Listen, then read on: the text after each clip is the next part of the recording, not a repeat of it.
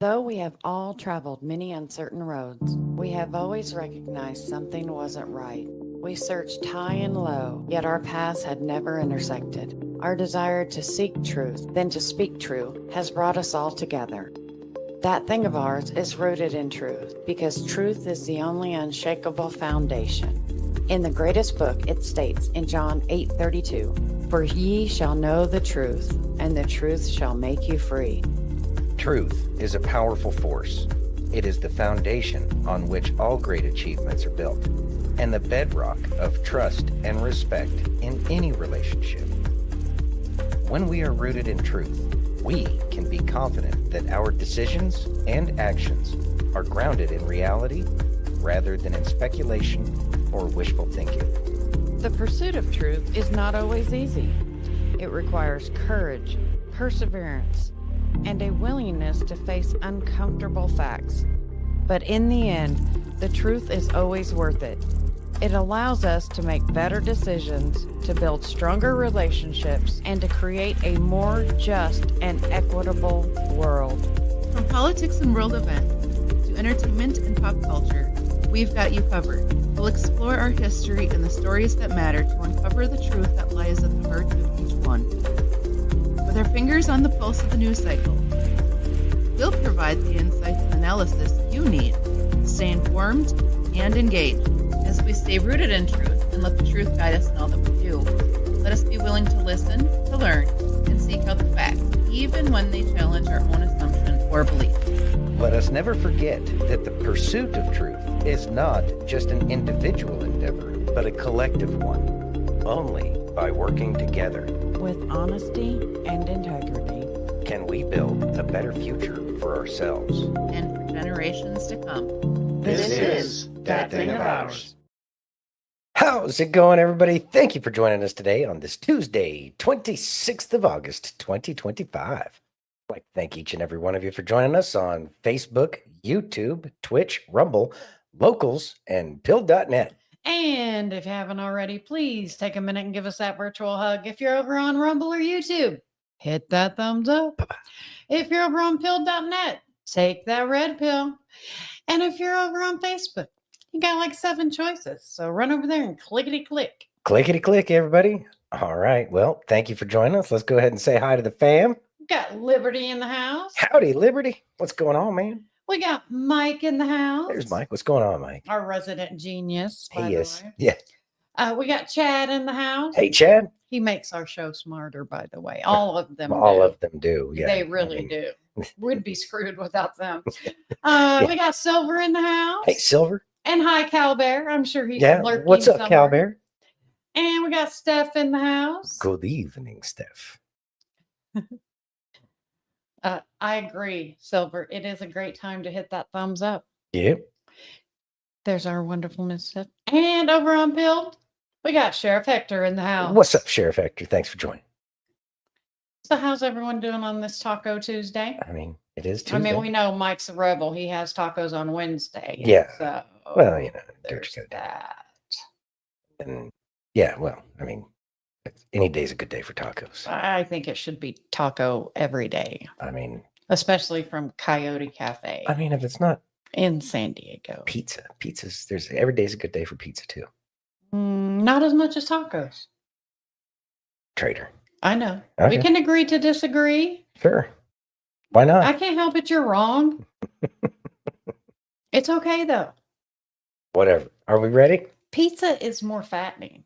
No, it's not. Yes. It's a completely balanced meal. How? Explain. You got your bread group, you got your cheese group, so you got dairy, Okay. You got- tacos, you got fruits, protein, you don't- fruit on the pizza? Really? tomatoes. Oh my gosh. We're moving on. Play your video first, please. And you can easily put vegetables on there. And Have you nothing tried putting beats vegetables? Coyote Cafe in Have you San put vegetables? Diego. What vegetable do you Unpaid put? shout out. Huh? What vegetable do you put on a taco? Lettuce. It's not a vegetable. It is a vegetable. Hold on. Onions. No, I don't think those are vegetables either. Is lettuce a vegetable? Whatever. Who cares? Let's move on. Oh, I was right. Okay. All right. It's just water and fiber. You do spend more calories chewing it than what you put I out. mean, there is. So it's exercise too. Sure. We'll go with that. Hey, tacos are exercise. There you go. Okay, let's Lettuce play on your, pizza sucks. Yeah. Play your video first. My video? Yeah. Oh, okay. I want to start with that one. We need funny. We do need funny. And Ooh, chicken spaghetti. actually, that sounds good. See? Lettuce, onion. Yeah. All right. Start the video. There's Miss Angie. Hey, Angie. Oh, homemade lasagna tonight. Lasagna. What time should we be there? Lasagna. Sounds amazing. All right. Are we ready? Yes. All right. If it pops up. Hold on. It didn't pop up? No, hey, take it down what and you put doing? it back up. Oh, jeez. It's doing its thing. Oh, here we go. Yeah, I know. Okay, try this again. Internets is internet. Is it working now? Yeah, now it is. But it was working before. All right. Let's see if we can't get the sound too. All right. Should be good. All right, let's go. Oh, hey, what you doing? Nothing. Just watching TV. Oh, okay. Now, did you handle that stuff in the bathroom that I asked? Yes, Dad. I did check it. You don't have to keep asking me. If you want to see, go check. Like, man, stop. Whoa. All right. Well, no cap. Respect isn't just a vibe; it's a requirement in this house. Okay. So disrespect has no place here. Now we can talk it out, but not like that. All right. Now you're lucky I'm chill because my dad would have unplugged the Wi-Fi by now. So don't make me take that phone and change the Netflix password because you low-key won't be feeling that. All right. So get your life. Yeah, whatever.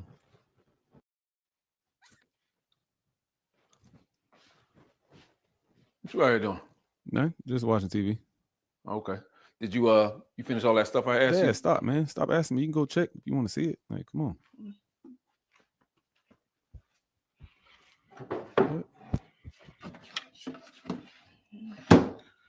Dad, what are you doing?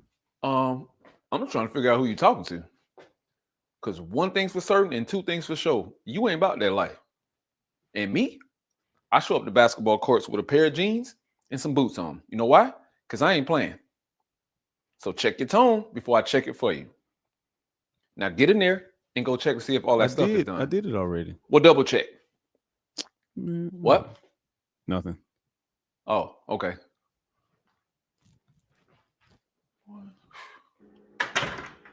Whew. Let's see. Hey, what's up, Dad? Hey, what's going on? Nothing much. What you in here doing? Just watching TV. Bills. All right, cool. Did you finish that stuff that I had asked you to do? Dad, come on, man. You always keep asking me. Like, you don't have to keep asking me. You see, I'm doing something. If you want to see that it's done, just go check. Check for yourself.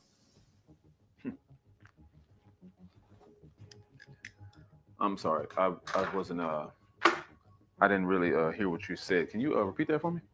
I said, if you want to go see if it's done, check for yourself. Stop asking me. My man. Thank you. My man.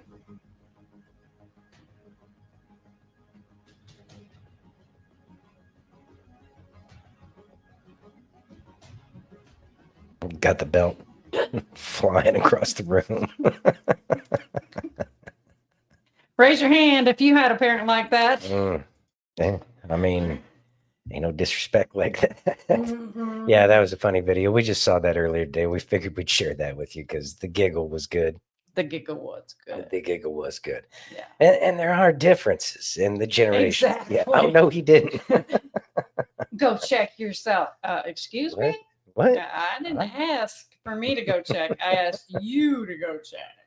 Hilarious. All right. You ready? Yeah, I'm ready. All right, let's dive right in now. Okay. Would you read that, please? Certainly. All right. Legal expert Jonathan Turley suggests John Bolton could face 5 to 20 years in prison. Let's go. All righty.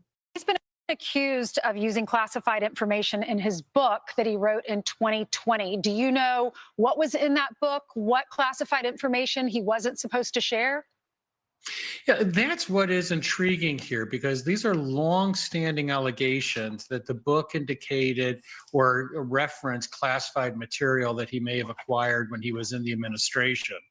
We're not clear as to what that is, but it would suggest that it could be national defense information.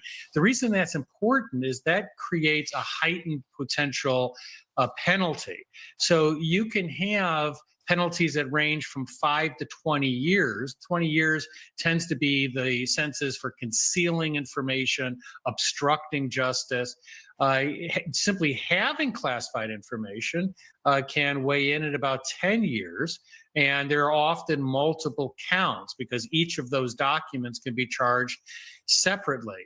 So there is a strange history here. So you had these allegations coming out as early as the first Trump administration. Then there was an allegation that the Biden administration essentially scuttled a further look at this case. Right. And now we have this new development. But we really don't know if there's something that has occurred most recently, whether they uncovered something that they believe is sort of evergreen, that this is still a viable criminal case. Thought. All right. So the whole John Bolton thing, I know that happened over the weekend, but that's certainly a key happening. Yeah, I'm sure we got quite a few. It's certainly a key happening going on right now. He is always taking care of his left lane. And with John Bolton, yeah, there's going to be a lot of time. And unlike the Melania panty raid that the Biden administration did, this one's probably going to be a lot more fruitful. Notice that there weren't a whole bunch of pictures of classified document covers without any real information being put out. As a matter of fact, they didn't put out anything in terms of what was gathered in that, as far as I can tell. So with that being said, seems like there was some real evidence that was found, because there was no need to broadcast to the world everything that they found. Mm-hmm. Let's see. Mike says, I believe the first few arrests will be Republicans. Trump will show up front. He is not just picking on Democrats. I agree with that too. And I'm sure that there's a lot of people feel that way. I think that the first arrests are going to be the Republicans, but some of these raids are going to be more of the key players that will help certainly point the fingers at all of the people who are in the back playing the swamp creature game that they've been doing. And with that being said, yeah, it's going to come out in the wash once it's all said and done that Trump wasn't picking on any one political party. It's going to be so many people. Just the deep state. And it'll be clear as time goes on. You know, things are going to happen. It's just going to still take a little bit more time. Yep. You ready? Yeah, I'm ready. Would you read that, please? Certainly. All right. Navarro says Letitia James belongs in jail after Democrats overplayed their hand. Let's listen. All right. Back now to the breaking news we've been following for you this morning on President Trump's civil fraud trial in New York. An appeals court has just thrown out the massive penalty levied against the president by New York Attorney General Letitia James. She accused and convicted President Trump of exaggerating his wealth. A $515 million penalty we're talking about here, pretty big, pretty substantial. Of course. Now we're learning it's thrown out. Moments ago, our White House correspondent Mike Carter asked a question about this to one of President Trump's closest confidants, Peter Navarro. Here's what he had to say. Yeah. Letitia James is another one that belongs in jail. Look, the Democrats, they really overplayed their hand on this because they thought they could take Donald Trump out. They didn't. And in the process, they totally destroyed American people's faith in our Justice Department. And they got him got President Trump a lot of votes because of that. I mean, the book I wrote about that, I went to prison so you won't have to. The whole theme of that thing is that I'm the wake-up call. If they can come for me, they can come for you. So people need to understand that these are bad people. Letitia James, Fani Willis in Georgia, Alvin Bragg in Manhattan. The question is, how coordinated were they? And that's a question that needs to be answered by an investigation. Information. Truth. Is. Thoughts?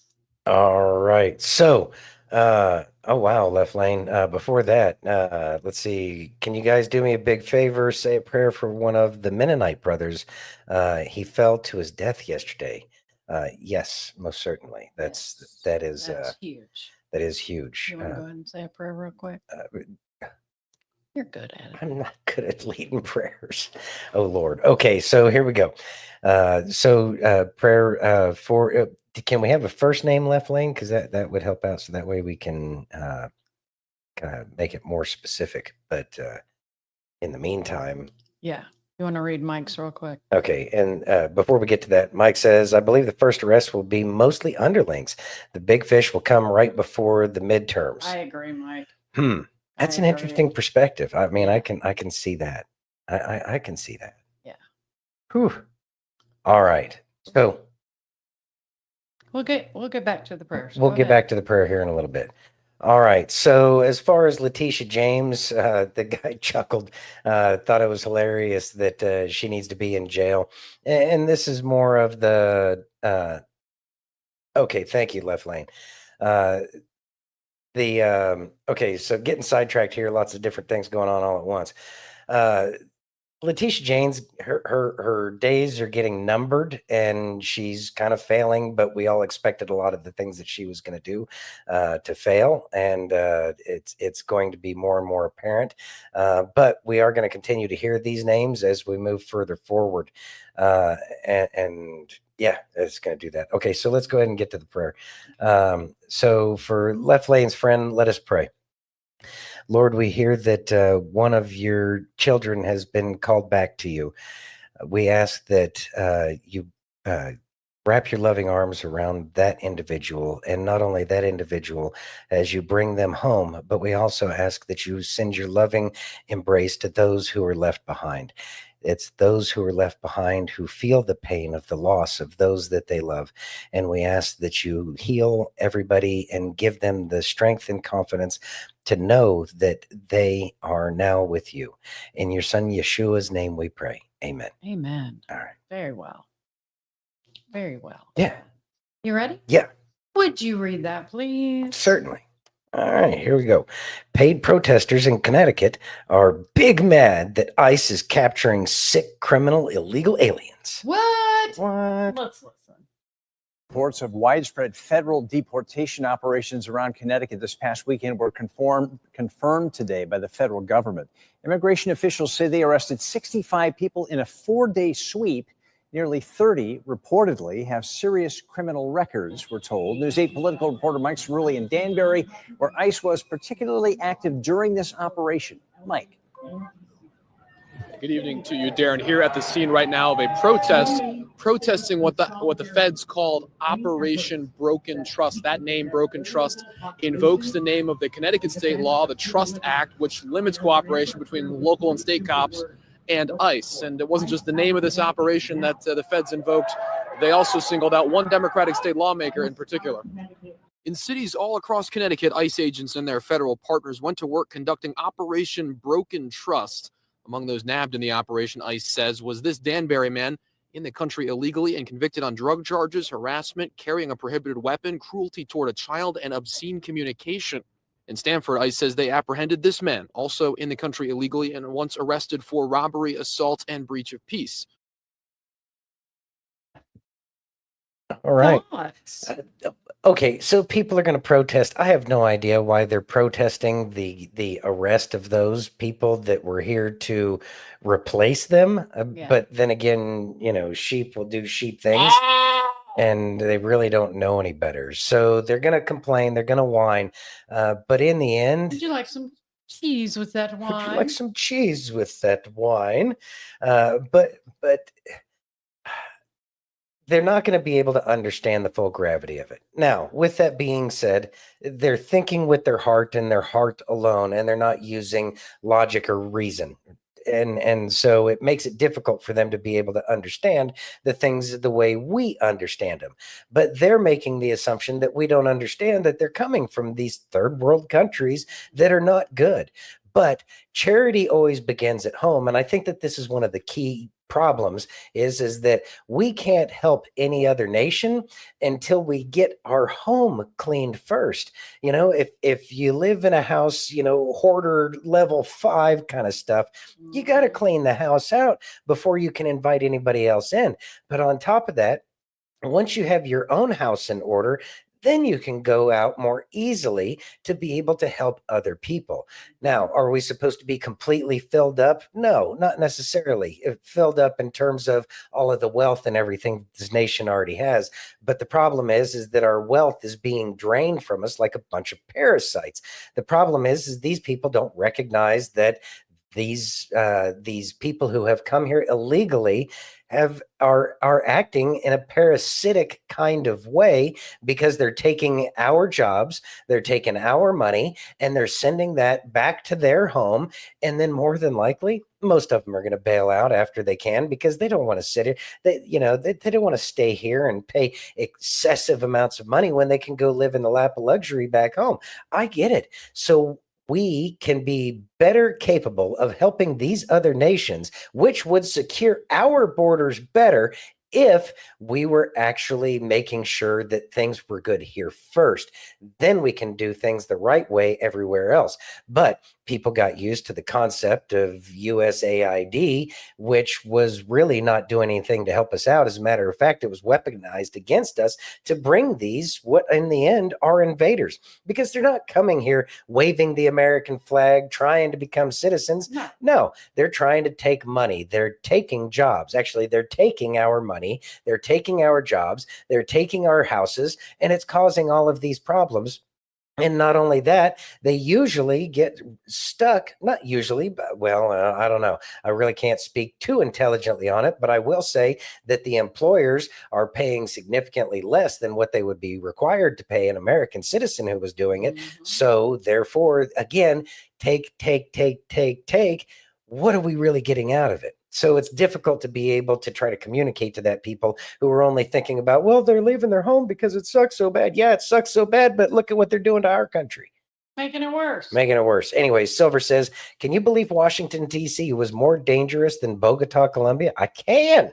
Yeah. I can. Yeah. Immu Ninja. What's going on, Immu Ninja? Thanks for joining us. Thank you. Loved our Field family too. Yeah. Field fam is awesome out there. Did I hear parasite? Yeah, they are. Yeah, they are. And then Left Lane has a question. Left Lane says, hey, did y'all guys hear about the cartel getting shot up down there? And Arizona and our guys did a bang up job of kicking their tails. No, actually, I did not hear that. No, I did not. That's okay. That's good news. Well, I mean, don't want anybody to get, lived or anything. But they're actually, I mean, that's it's the life they chose. They've chosen to live by the sword. So I think there's a whole Bible verse about that. There live by the is. sword, die by the sword. Yeah. There is. Speaking of that, how about some Kelly? All right. Let's listen. Kelly's good. We could use some Jesus. All right, my friends, are you ready for this? Because today is going to blow your mind. Let me ask you a question. What have we always been taught was the first sin? Now, some may start to talk about the Garden of Eden, but we know that's not right. We know that the first sin came from Lucifer, and most people would agree that sin was pride. And then if you want to keep counting, most people would say the second sin was rebellion. But can I challenge your thinking today? What if the Bible actually shows us something deeper? What if pride wasn't the root? Rather, it was the fruit. So buckle up, Buttercup. The first sin wasn't pride at all. The first sin was rebellion. No, Kelly, that doesn't line up with the Bible at all. Okay. I feel you. But let me show you. You see, in Isaiah 14, 13, and 14, Lucifer says, I will ascend. I will raise my throne. I will make myself like the Most High. Yeah, Kelly, you just proved my point. That's pride. My friends, you're absolutely right. That is pride. But did you forget? Pride doesn't just show up out of nowhere. Please pay attention to this. For pride to exist, Lucifer had to do something else wrong first. Is it starting to click? You see, my friends, Lucifer had to take his eyes off of the Father And when he did that, he stopped worshiping God. He stopped gazing at the throne. And that shift of focus, that was 100% rebellion. I mean, you get why I'm saying that, right? Scripture has been clear from the very start. Deuteronomy 6:5 says, love the Lord your God with all your heart, with all your soul, with all your strength. And then Hebrews 12:2 says, fix your eyes on Jesus, the author and finisher of our faith. It is actually very pure and simple. The command has always been and always will be God only. And the second Lucifer lost that focus, rebellion was born. And then out of rebellion, pride took root. Just like Ezekiel 28:17 says, your heart became proud because of your beauty. So I say we call it what God calls it. And God doesn't play with rebellion. We can't be so quick to forget. 1 Samuel 15:23 tells us, rebellion is as sinful as witchcraft. Please tell me the light bulbs are going off. I mean, you caught that, right? God didn't just compare rebellion to bad behavior. He equates it with sorcery, straight up devil worship, cosmic treason. You see, the simple fact of the matter, my friends, is this. What you focus on, you will worship. And if you're not focused on the Father, you're not worshiping him. And if you're not worshiping him, do I need to say any more? Now, here's where this blows wide open. When I was going through Bible college, we learned about something called the law of first mention. That's the idea that the first time a word or concept shows up in the Bible, it sets the tone. It's the standard of how we understand it through the rest of Scripture. Oh, this is getting good. So if rebellion was the first sin in the universe, what that would mean is all of sin is just a fruit of rebellion. Pride, lust, greed, envy, they are all just symptoms of the same disease. And that disease, my friends, is taking your eyes off of the Father's. And now it makes total sense, right? Why one of the enemy's greatest lies is fixing your eyes on your sin. Because if he can get you focused your entire life on trying to fix your pride, fix your lust, fix your greed, you're just spraying chemicals on fruit, but you still haven't removed the root. You're distracted. Don't you see, my friends? The root is rebellion, losing focus on God. So please, my friends, let me encourage you today. Shift your focus back to him. Stop trying to fix your pride. You never could anyway. You see, the Bible says the process of becoming holy, pure, sinless is called sanctification. And the Bible tells us something about that. It's not us doing the work. It's Jesus, the author and finisher of our faith. So when you focus on fixing your pride, because you want to get rid of it and you love Jesus, right? You actually just stepped into rebellion because you just took God's job from him. But oh, son, there's good news too. When you shift your focus back to him, the fruit withers on its own because now your Father can take out the root.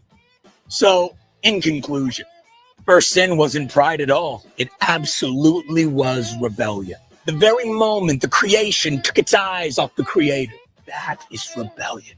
And every sin since is just that same rebellion, replayed in new forms. And that can only mean one thing. The solution isn't and never was fix yourself, fix your sin. The solution, my friends, is so much simpler than that. It's fix your eyes on Jesus, on our Father. Oh, son, that's good. And now that I'm completely drenched in sweat and about to miss my flight, I say to you, think about that for a minute.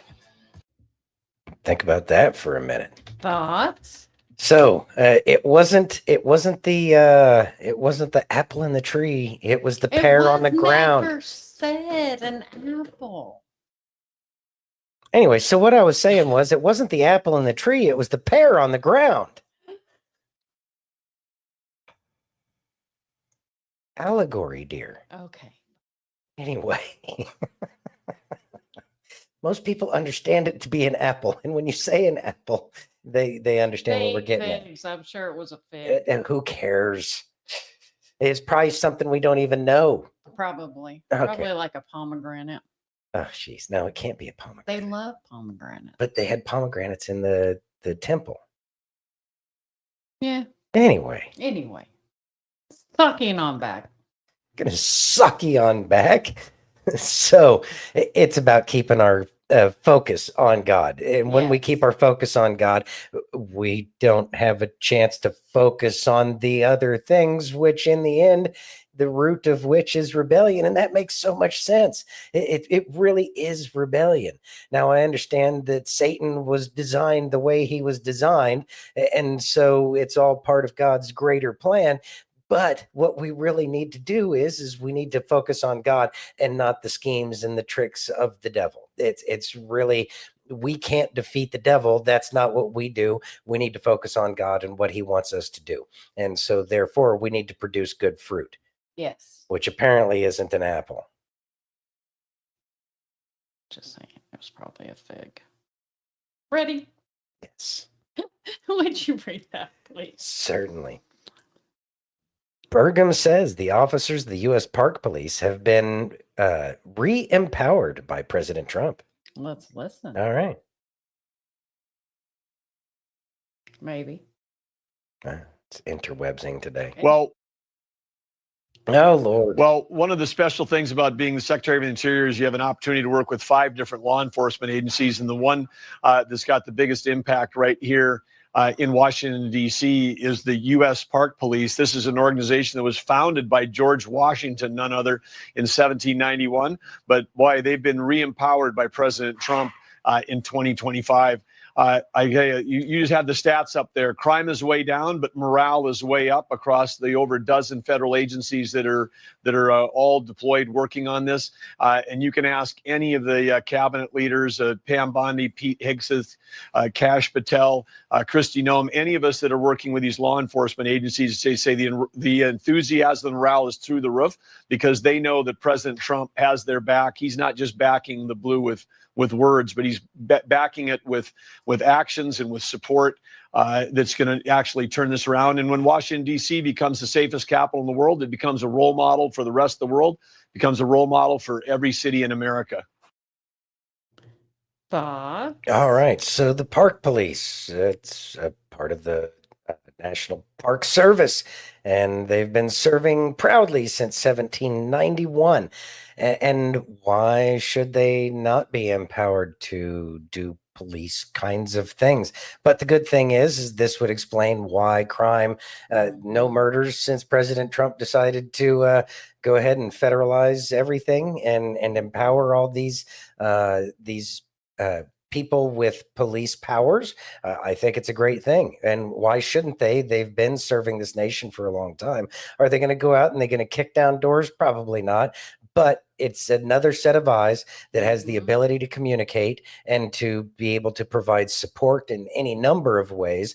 And it's something that Obama was trying to do in so many ways. He wanted to create a police force that could challenge the U.S. military. If you go back into the day and listen to what Barry was saying. So it shouldn't upset anybody on the left. But then again, the left gets upset about anything that, they are told to be upset about. So don't really care about their whining because more importantly, good things are happening. And now that the Park Police has been deputized, I'm assuming is the proper way to say that. But now that that's happened, it's going to be a little bit safer everywhere else. And it probably won't just be in DC. It'll probably be from coast to coast. And I think everybody's going to be okay with that in the end because, well, it's going to be a little bit safer everywhere. Mm-hmm. And you know what? It's a good thing. I think so. Because here's the thing. As President Trump keeps giving these people the power, people can, like that one guy, 1 month earlier had been carjacked, and you could hear the relief in his voice. Yeah, it was a huge difference. A huge difference. And that's all people want. People want to feel safe. Yes. Where they live and where they go. It's not too much to ask for, you don't think? You wouldn't think, but to hear the Democrats say it. Orange man bad. Yeah. And fighting crime is racist. Sure. Okay. Moving on. Ready? Yep. Would you read that, please? Certainly. Kristi Noem says Americans want things to be the way they used to be permanently. Let's listen. I mean, Yeah. They had a president before that was leading the way and giving them cover to break any law that they wanted to remake their state so they could guarantee the next election and guarantee their power. But now we have a president that cares about the average American citizen who gets up every single day and goes to work. And his message is resonating with the American people. People finally have some justice in their lives. They can walk down their streets and be free. Here in Washington, D.C., it's like a whole different world because of what President Trump has done. And so the American people are feeling freedom again. I think they lived under the oppression of Democrat rule in so many of these cities. They forgot what it felt like to actually be free and to be safe. But now for the last 11 days in D.C., people are feeling different and they recognize what America used to be and they want it back permanently. So these Democrat governors, they need to wake up because the people in their communities and in their cities recognize how they've threatened their way of life and they're not going to take it anymore. Thoughts? I mean, it's kind of what's happening. People do want to see the rule of law in this country, which is kind of what I thought our nation was based on. But the left is going to play the fear monger. Actually, it's not even the left. It's the swamp. The swamp is going to go out of their way to make it seem like that everybody's going to be in this police state. Oh my God. But then again, the park police aren't going to be those kinds of people. You know, these people who are enforcing the laws that are already in place is not going to be the kinds of things that make you feel less safe. It's not going to be the things that take away your freedom, even though there's the whole talk about, you know, burning the flag and your right to go ahead and burn the flag. But then again, they are actively trying to aggravate people by doing that. And aggravating people is not a protest. Aggravating people is an attempt to incite some kind of physical confrontation. And that's going to be debated endlessly moving forward. And there's really no way to convince one side or the other that you know, either way is going to work out the best for everybody.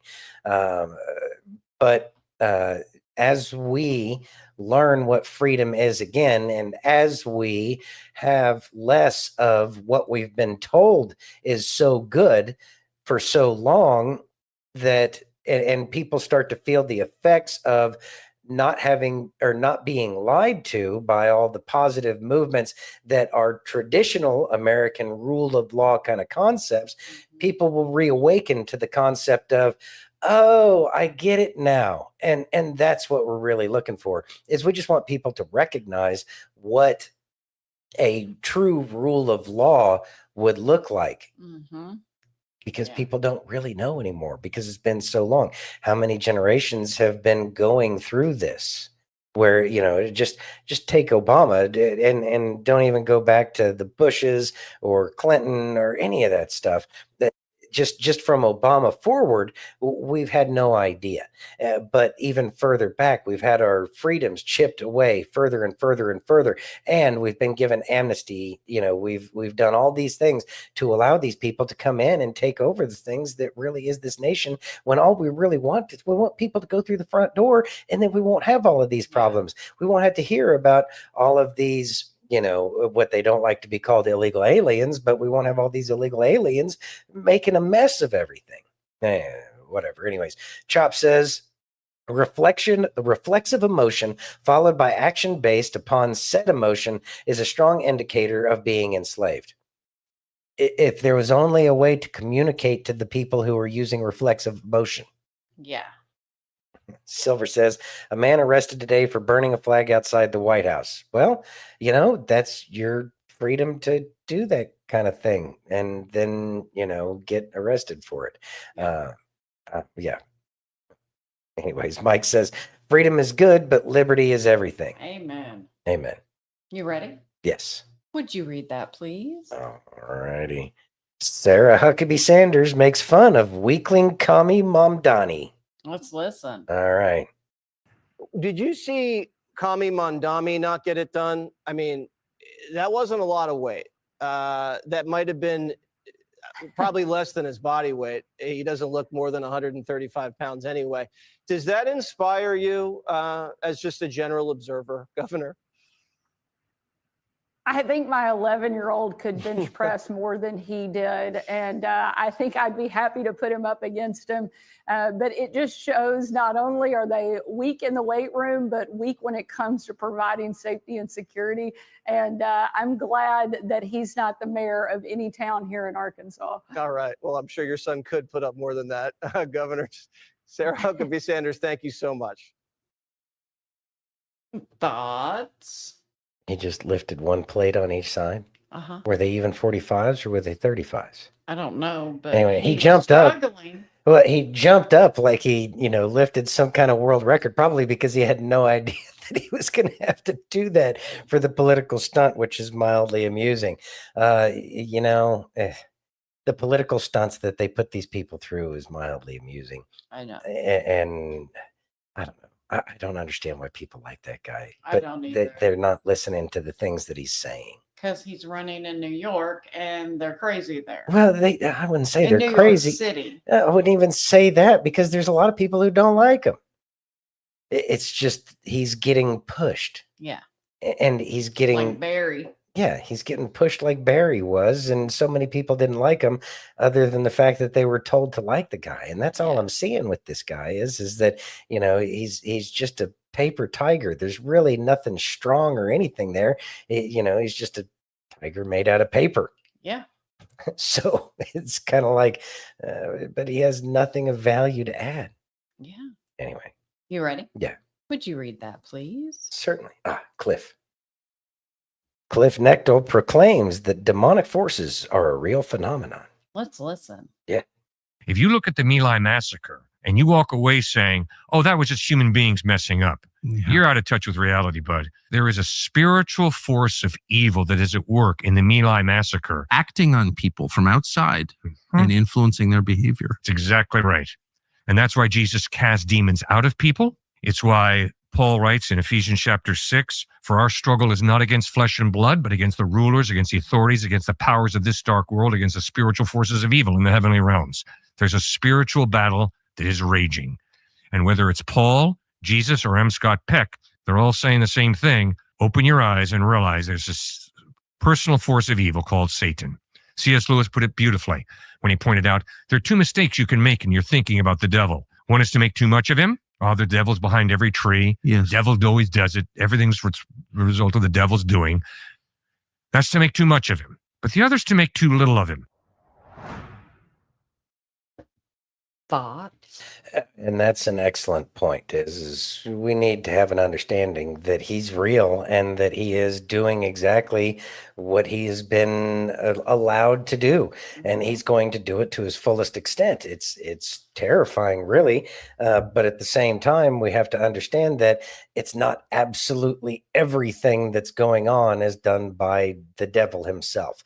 It is, people do make decisions. They do get wrapped up in the love of various things, and they don't know what they can do to try to protect themselves, and they get lost in the sauce of their own ego is probably a way I could probably best put it. Huh? And ego is not your amigo. Right.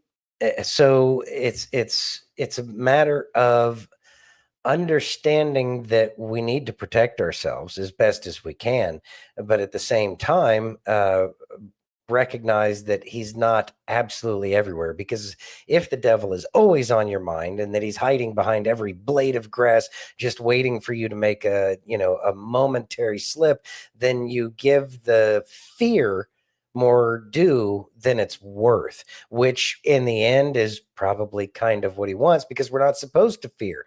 We're supposed to believe in God. And how do we do that? By keeping our focus on God and doing the things that he wants us to do.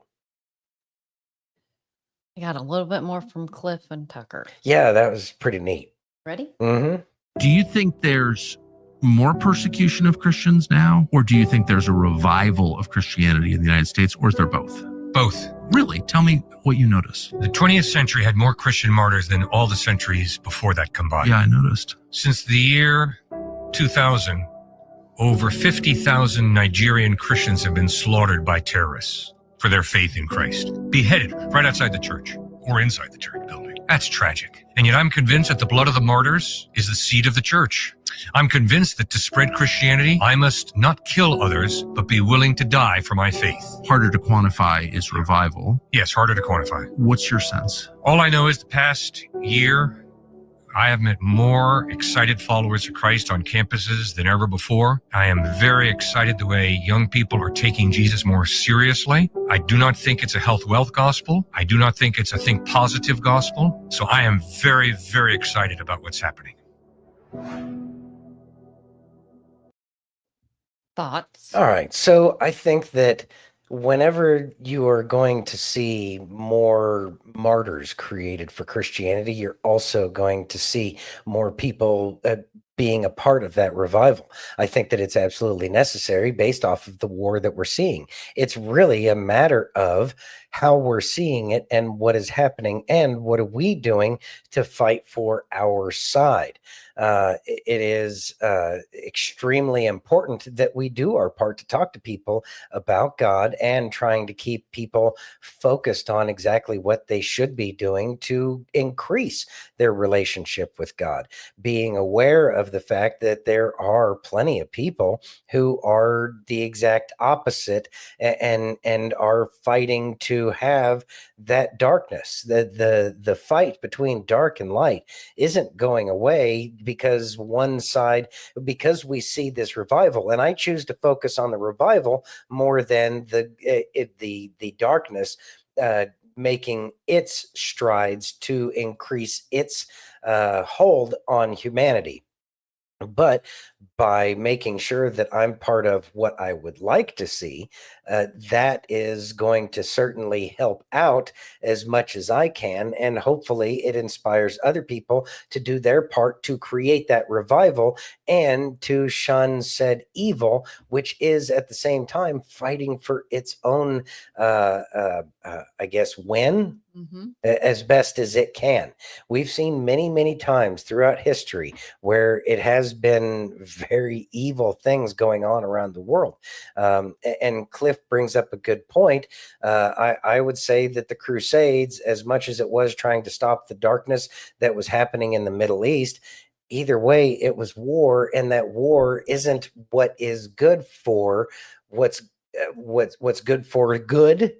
For lack of a better phrase, but he said that he would be willing to die for his faith rather than kill for it, and so we see that dichotomy, and what is put up against us is the choice that we're supposed to make, and it is a difficult choice to lay down one's life, but at the same time, maybe that's what is required at this point in time. But in America, I don't think that's so much the case.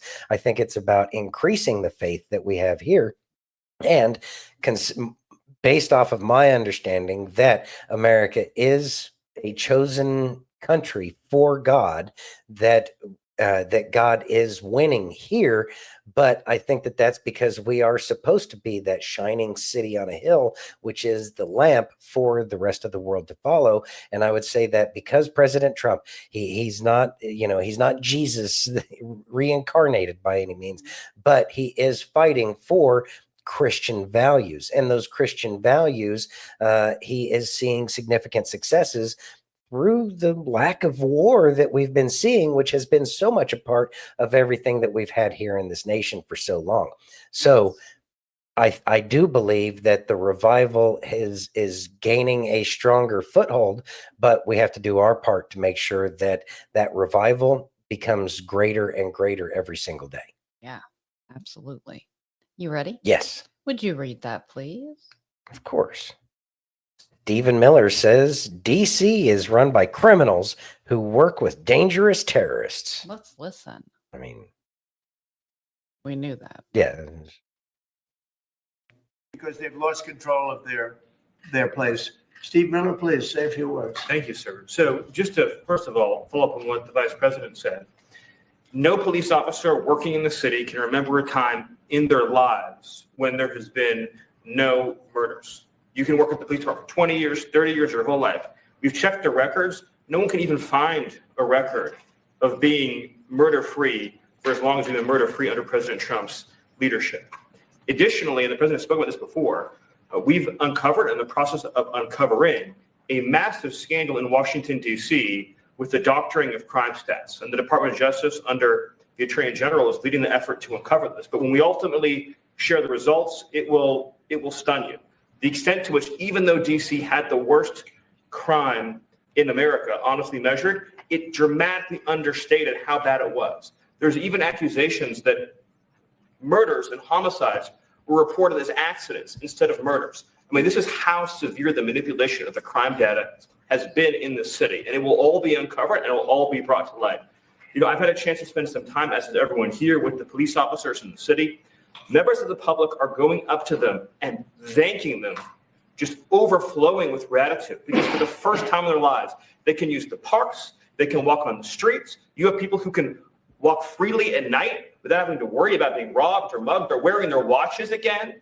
They're wearing jewelry again. They're carrying purses again. People have changed their whole lives in this city for fear of being murdered, mugged, and carjacked. It is a literal statement that President Trump has freed 700,000 people in this city who were living under the rule of criminals and thugs. And the last thing I'll say is that under the efforts of Terry, to my left and many here, what they found also is that the street criminals here in Washington, D.C. were doing business directly with the transnational criminal cartels, the foreign terrorist organizations. So not only was the city being run by these criminal thugs, but they were working with some of the most dangerous terrorist organizations on the planet to traffic weapons and drugs into this city. And what we are uncovering every day is shocking to us, and we look forward to sharing all the results with you. But President Trump, your leadership has uncovered some of the great public safety scandals of our life, and now because of you, people are safe and free for the first time ever in this city. Thank you very much, Steve. You know, in Los Angeles, Thoughts? All right. So this is unprecedented, to say the very least. I'd say that it's pretty exciting that there has been such a long period of time without murders in DC. It's a great thing. And it's obviously a threat to anything that's been going on and the power players that have been in DC. It's going to most assuredly shed light on some of the inner workings as to what's been going on in the background out there. It should be the safest place in America where our capital is, but it hasn't been. And as they continue to capture these people who have been working in the shadows, trying to make DC a terrible place, it's going to shed light on so many other things, because these are not, DC is not an island all unto itself that has no interaction with the other criminal organizations throughout the entire nation. As a matter of fact, it's probably going to be a major hub of where they can find information that gets various criminal organizations around the country from coast to coast, would be my guess, that will make this country great again. Yes. Are you ready? Yeah. I don't know if I agree with this, but would you read that, please? Okay. Howard Lutnick says, without importing 600,000 students from communist China, 15% of colleges would go broke. Let's listen. And it went woke. Yeah. it's very important. Mr. Secretary, with all due respect, how is allowing 600,000 students from the communist country of China putting America first? Well, the president's point of view is that what would happen if you didn't have those 600,000 students is that you'd empty them from the top. All the students would go up to better schools, and the bottom 15% of universities and colleges would go out of business in America. So his view is he's taking a rational economic view, which is classic Donald Trump, looking at higher education and saying, but why are you until helping we Harvard? Modify that. That just What's helps that? Harvard and UCLA and UCal Berkeley and I mean you're all helping those schools. Why? They're like basically factories of anti-American propaganda. And now they're getting a big influx of cash because of the Chinese students. I know President Trump has always been very pro-Chinese student. I just don't understand it for the life of me. Those are 600,000 spots that American kids won't get. I agree with her. Thoughts? it may be 600,000 students that wouldn't get those spots, but at the same time, wouldn't those, if they shut down, wouldn't they, I mean, wouldn't there be fewer opportunities for people to go to school if so many schools shut down? Also, But it's do we another way to need 'em bring. all from China. I mean, no, we don't need them all from China, but obviously there's something going on where I guarantee you there's a backroom deal that has something to do with what's going on there as well. Let's see how this one unfolds. Okay. Because I'm not so sure. But at the same time, those funds will be brought into the states. I don't know. We'll see. Yeah, that's confusing to me. Yeah. You ready? Yeah, Would you read that, please? certainly. JD Vance responds to Bolton question masterfully. Let's listen. All right.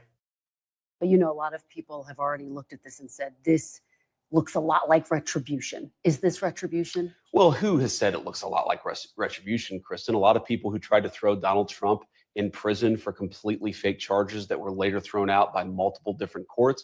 I suspect that if the media and the American people let this case actually unfold, if they let the investigation unfold as it's currently doing, they're going to find out that what we're doing is being very deliberate and being very driven by the national interest and by the law here. And that's as it should be. Thoughts? I mean, that's kind of the point of this nation, is for everything to be, led by the law. Well, that's the way it was supposed to be. Yeah. I mean, Trump's first term, he's doing exactly in the second term what he did in the first. Well, he's following through with his promises, and that's exactly what we wanted. That's why we voted him back in. Yeah. For the third time? Yeah, for the third time. Go figure. Yeah. You ready? Yeah. Would you read that, please? Certainly. AI spoof of John Bolton being arrested is quite hilarious. Let's. All right. We seem to have breaking news. Apparently, the FBI has found the USB thumb drive they were looking for. Mr. Bolton was reportedly hiding it under his mustache. This is apparently the same technique he used to smuggle information in and out of the State Department. Apparently, it was President Trump who alerted the FBI to make sure they checked under his mustache. He said, and I quote, "Make sure you look under that son of a bitch's mustache. I never trusted that mustache." Thoughts? Yeah, John Bolton's mustache has certainly been a topic of humor through all of this going on. Well, look at it. I mean, hey, look, you got a solid stash. I mean, But it's expect not it. as great as like Sam Elliott. Well, no, it's not even close to Sam Elliott's. No. Yeah. FBI is definitely going to have to comb that stash. Exactly. You ready? Yeah, I'm ready. How about some Justin? All right. And you are called by God, and He's ready to release your gift. You will go through a season of isolation, and there is a reason for that. God has got to get you to a point to remove all the baggage, all the insecurities, all the hurt, all the pain, all the voices in your head that says you can't, all the people in your life that says you can't, all the people of bad influence, all the people that never shared your gift or never seen the vision God has for your life, for your purpose. All that has got to be removed. And hidden under every bit of that is your authentic self. That is growing closer to God. That is spiritual growth. Because the closer you draw to God, the more you will discover, you will find your authentic self, the person that He created, the person that He called you to be, is your authentic self. I do realize isolation seems like punishment sometimes, but it's not. This is a season of preparation. This is a season that you find your motivation. This is a season that you find your self-esteem and you find your confidence. You become the best version of yourself. You're going to need all these things for what God has called you to do. You are a warrior. You are a lion. You have to discover why God calls you blessed and highly favored. All right. Well, there's a season for everything, and we all understand this. And the season for isolation is that opportunity for us to do a different kind of growth. Growth can happen in any number of ways, and isolation is kind of one of those ways. And so many people have been isolated.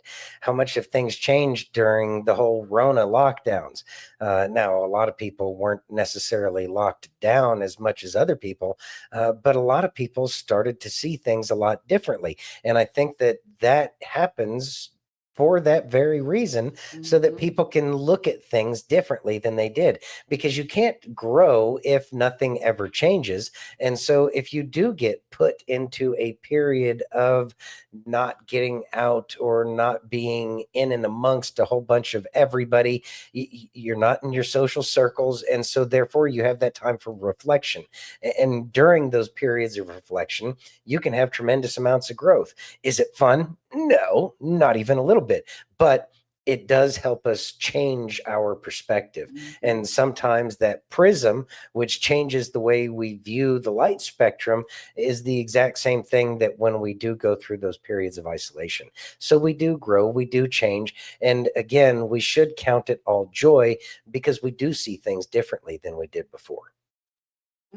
Hope says, I really like this guy's voice. I could listen to him teach and encourage all day. He's pretty amazing. Sure. Are you ready? Yeah, I'm ready. Would you read that, please? Certainly. All right, here we go. Massive explosion at the oil company in Roseland, Louisiana. Let's listen.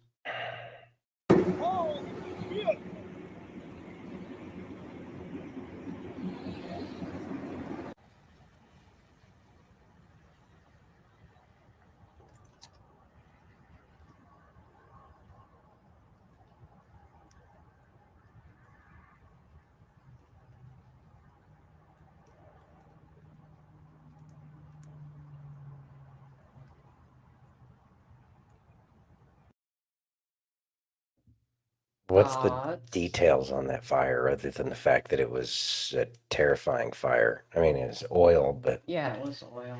how many more refineries can go up in flames? We had quite a few going up in flames during the Biden administration. Yeah, like the comments are like terrorist attack, question mark, deep state sabotage, deep state keeps gas prices high to hurt Trump, more liberal communist treachery, blah, blah, blah. Always so much intelligence in the comments section, but at the same time, the comments section really does have some gems that can either be helpful or absolutely hilarious. I know that the oil infrastructure has been getting aged, and now California is currently considering doing some oil refineries like they used to have, in which case it would be new modern stuff. And maybe these things are happening so that way we can have new and more efficient and better and cleaner refineries. I'm not exactly sure, but and I'm not saying that this is a good thing, but in the end, it's not good for us, the people, in the meantime, because we're running out of oil refineries here. You ready? I know that they do want to bring us to our knees before Trump can fix it. Left Lane says, yeah, I wonder why that happened, Antifa. Yeah, maybe the diehard ones are left. Yeah, Maybe. you ready? Yep. Would you read that, please? All righty. Michael Shellenberger says Bolton raid may just be the beginning for the deep staters. I mean, yeah, we were kind of expecting that. Yeah. Do you think this is a prelude to Brennan, Clapper, Comey, a lot of the other rapscallions who conspired to sabotage the presidency? I mean, look, I've been told, and I'm sure you've heard this too, is that the Trump administration is serious. The Department of Justice is serious. The FBI is serious about prosecuting the Russia collusion hoax.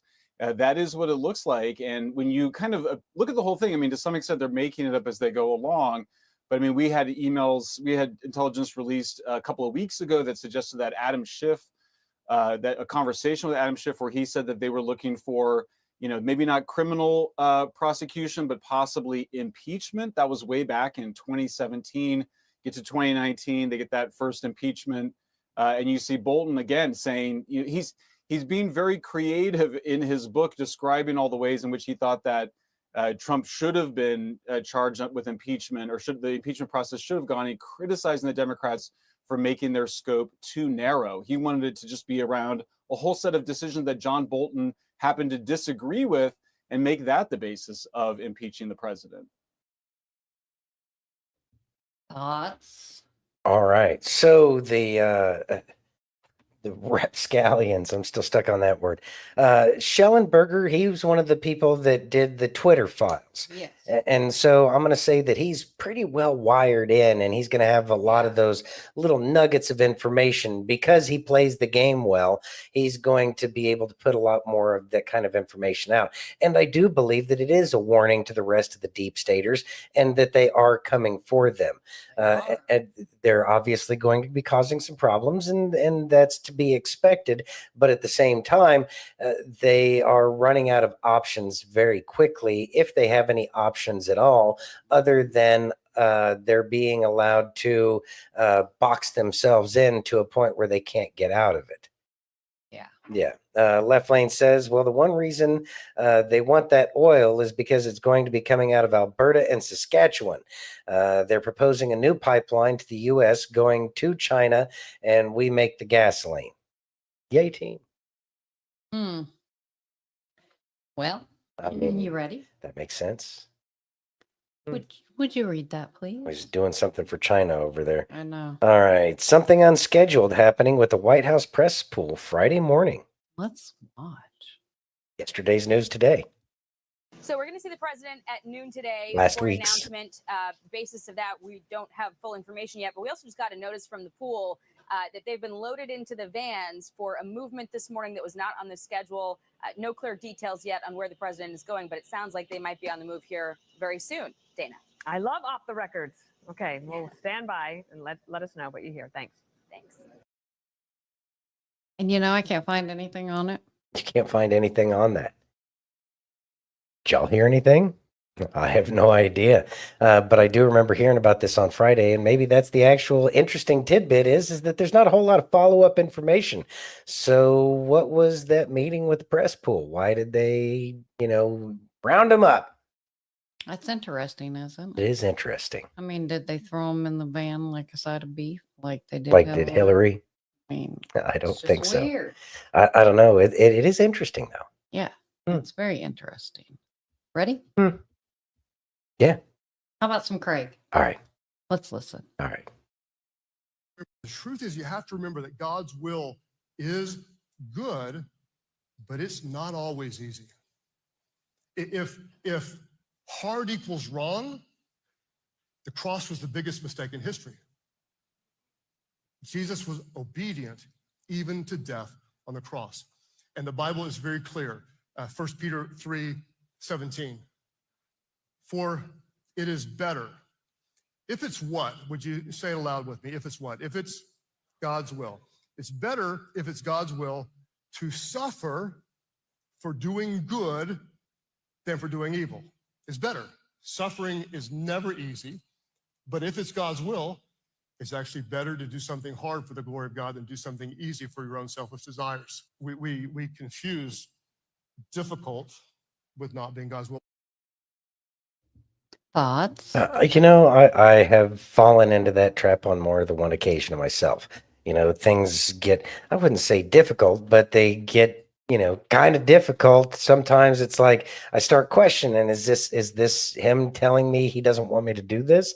And I think that he also wants us to certainly push through and really test and find out what he wants. We need to be paying attention as to what his will is. It'd be nice if there was a Levite around with the ephod and we could ask them to, ask for us. But then again, he wants us to have that relationship with him. him where we understand what he wants. So, pay more attention, I think, is what he really desires. Thanks, Chad. Rapscallion, you are a rascal. I love that. Anyways, that's hilarious. That was good. You ready? Yeah, I'm ready. Would you read that, please? All righty. General Michael Flynn says he's more effective advising the Director of National Intelligence as an outsider. Ooh, let's listen. I was the national security advisor. I served almost 34 years in the military, 5 years in direct combat operations, the head of one of the largest intel agencies in the world.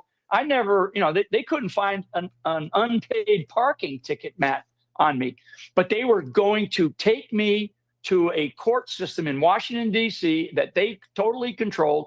And they were dangling 25 years. Oh, in General, jail. they could have convicted you for abducting the Lindbergh baby, killing Jimmy Hoffa, and being the second shooter on the grassy knoll, all in one trial in the D.C. courts.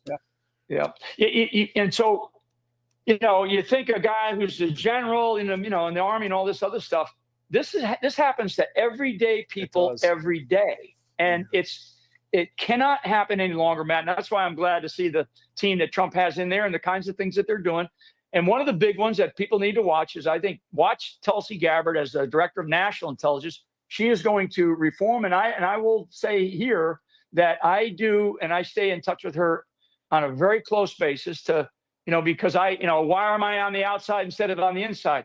Trust me, folks, in your audience, I can be far more effective on the outside because I can be in a very, discreet advisory position to help guide people and say, look there. And that's right. what I do. Hey, and on the outside, and I know it's helpful. That's where you got your hands on all the weapons. Thoughts? There was a little bit more of that statement before they cut it off. It makes a lot of sense.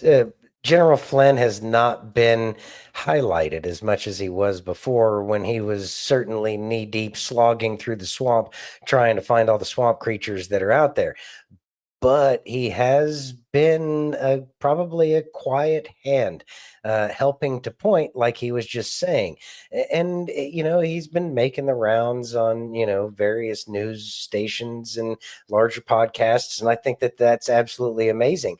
But he also has his ear to the track. And sometimes just being able to have your ear to the track and being able to hear what's going on by being removed out of the way everything's normally being done, I think that it would most certainly help him be able to get a better pulse on the situation, and being able to help so many of the decision makers see a larger piece of the picture, which is exactly what Michael Flynn is really best at.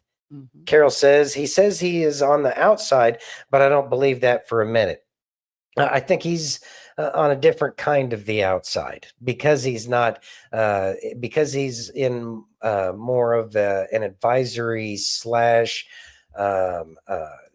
journalistic kind of role, I guess we can say, a commentator. I think that gives him an opportunity to meet and rub elbows with, rub shoulders with. What's the old saying?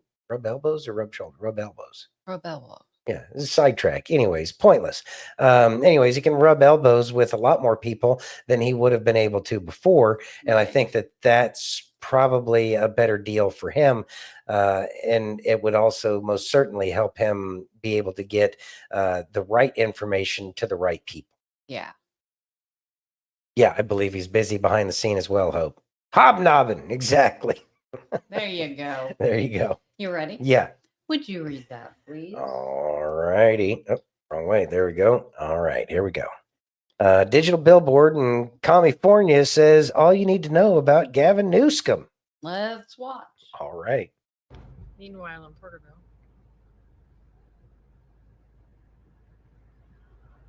Highest gas prices in America.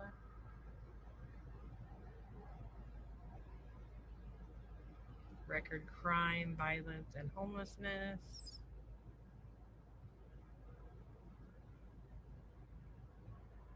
stop Newscum redistricting.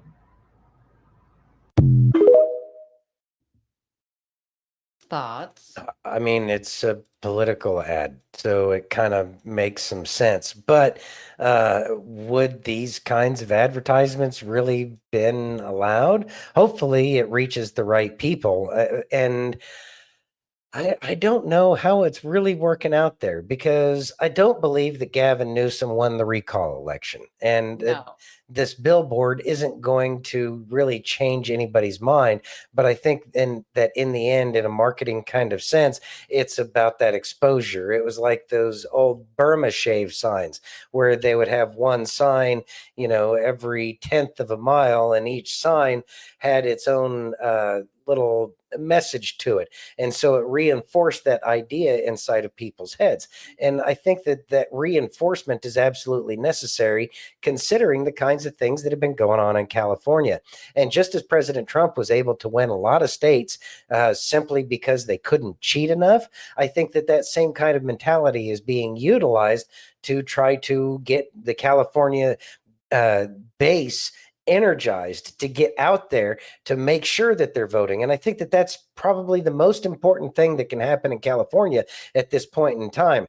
They're trying to redistrict. They're trying to do all of these things that are counter to what's in California's best interest. And Trump just said recently that he thinks he can save California. Well, the only way that can truly happen is if the people who are running the campaigns are doing all of the things that need to be done on a foundational level, and having those kinds of advertisements out there explaining what's really wrong, that California isn't as great as the news says, that there are significant problems within the great state of California, and that California can and must be saved, mostly for Californians themselves, but because there's so much of a power base, because of the number of representatives that are there, that has large implications for the rest of the nation. So as minimal as a billboard, a digital billboard may seem in California, it's part of a much bigger advertising campaign to try to build that base up. And when you see things like this, and especially if you live in California, that it would probably be good to have those kinds of facts that you can talk to other people about. And if it's one of those signs that's in the area, and if it has an interesting little factoid on it, maybe that's worth bringing up. And that's not just for the state of California, that's for the rest of the nation. I know that Massachusetts and all of New England is not as blue as we're told it is. My friend that's in Maine, he tells me that most of the people that he meets outside of the major city that's out there is entirely conservative, and a lot of people within the city are conservatives as well. So there might be things going on in the background that can be overcome with an active participating voter base. Chop says, we do the difficult things not because they are easy, but because we thought they were easy when we started. Boy, isn't that the truth? Boy, that is the truth. You ready? Yeah. Would you read that, please? All righty. Make sure I got it right this time. All right. Megyn Kelly drops some wisdom about how unhappy and depressed so-called self-help gurus really are. Let's listen. I mean, isn't everybody? I've learned this. This is like one of those things you learn, a piece of wisdom, if you will, over the course of your life. The people who are super into this stuff are the most unhappy people. They are the last people you should be taking advice from. Truly, you should be taking advice from people who are busy and have thriving lives. They may be tough to get it from because they're busy and have thriving lives. But the last person you want to take advice from is somebody who's in the advice giving business on talking about flow. I'm sorry. I feel like Mel Robbins is in that group. This guy's in that group. They just sit around and try to think up profundities. And why do they do that? Generally, it's because they're depressed and they have to think of something to make themselves feel better. And this is not the person you should turn to for making your life better. I learned this the hard way. If the credentials are all in the self-help field, run Run. That's a problem, right? It's not the same as taking advice from somebody who's actually accomplished something in the real world and then says, hey, this is something I've learned, take it or leave it. The people like this who are talking about flow are a problem. It's just like, it's a glaring, I am a depressant. I am unhappy. I haven't been able to solve it. And I'd like to talk to all of those of you who would like to be as unhappy as I am. Truly. And I also believe that none of this shit helps. It actually doesn't help. You should flush those books, tear those books up, throw them out the window, go for a run, get out in the sun, do something uplifting that will take your mind off of your problems. Thoughts? I mean, there's a lot to that. Is she 100% accurate? I mean, probably not. I know that some of those self-help people really are trying to do good things. And she is right. A lot of the people who are, doing well, they are doing good things. And those are the hard people to get a hold of. But at the same time, they're not writing self-help books. But I do believe that those self-help books do have a tremendous amount of value because they do provide a perspective. And I never heard of Mel Robbins before. I had to look her up. I didn't even know it was a her. But anyways, do they have some value? Yeah. Do they need to become a lifestyle? Probably not. But at the same time, really, a lot of the self-help can come from God, and focusing on Him can certainly change our perspective. I think when Megyn Kelly was talking about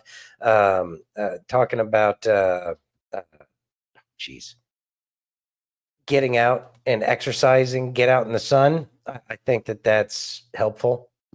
I think that certainly helps. Being sequestered into a small space, probably not a good idea for a very long time. But in the end, we're going through a change in this nation, and a lot of people, and ourselves included, like a lot of those self-help kind of things. We like The Secret. It was kind of a fun show to watch. Feel good, touchy-feely, just, think and grow rich kind of concepts. But at the same time, it still requires, and that was one of the things that was brought up during that time frame, is you can't just will magical things to happen. You have to go out and actually try to do those things.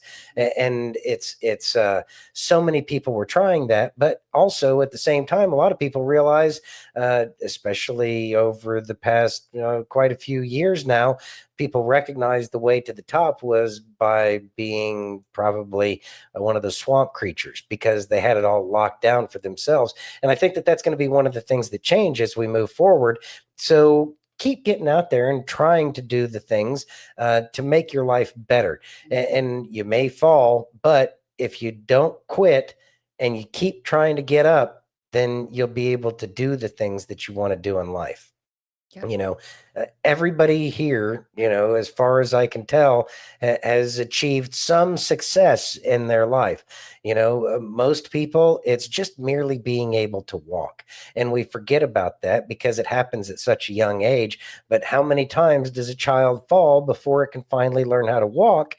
And how many people have said, you know what? Screw it. This walking thing ain't for me.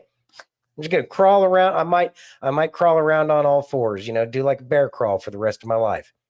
But I don't see that. And so it's all within us to be able to achieve something. We just have to put our focus on that, and we have to have faith, and we have to understand that, we're going to fall, and we might fall on our face. But you get up, you dust yourself off, and you keep trying until you get, until you're able to do that. And putting our faith in another human being is where I think a lot of people lose their way with these gurus. Yeah. The gurus are good. They're trying to help. They may not have all the answers, but at the same time, you know what? They help a lot of people find their way out. So I don't want to besmirch the whole industry, but I just want to caution people from thinking of them as a god. Hope says, God's word has helped me more than any self-help book I've read in the past. I think a lot of people can agree with that one. Silver says, Robbins' Let Them theory is excellent. There you go. I had to check it out. Mike says, if you keep doing what you're doing, you will keep getting what you got. Amen, brother. Hey, Shroom Man. How you doing? Howdy. You ready? Yes. To celebrate the new year, we're having the biggest sale ever on overstock clearance and brand new products. For example, save 60% on our Goose Down comforters, the best comforters ever. They go perfectly with our MyPillow bed sheets and duvet covers. Save 25% on our brand new kitchen towels. They're made with the same technology as our famous My Towels. Our initial quantities are extremely low, so get them now before they go. Our seasonal flannel sheets are finally in. You save up to 50% and they sell out fast every year, so order now. They're truly the best flannel sheets you'll ever sleep on. Or save up to 80% on all our clearance items. And this is where it gets even better. For a limited time, your entire order ships absolutely free. So go to MyPillow.com or call the number on your screen. Use that promo code to get deep discounts on all MyPillow products. And for a limited time, your order ships absolutely free.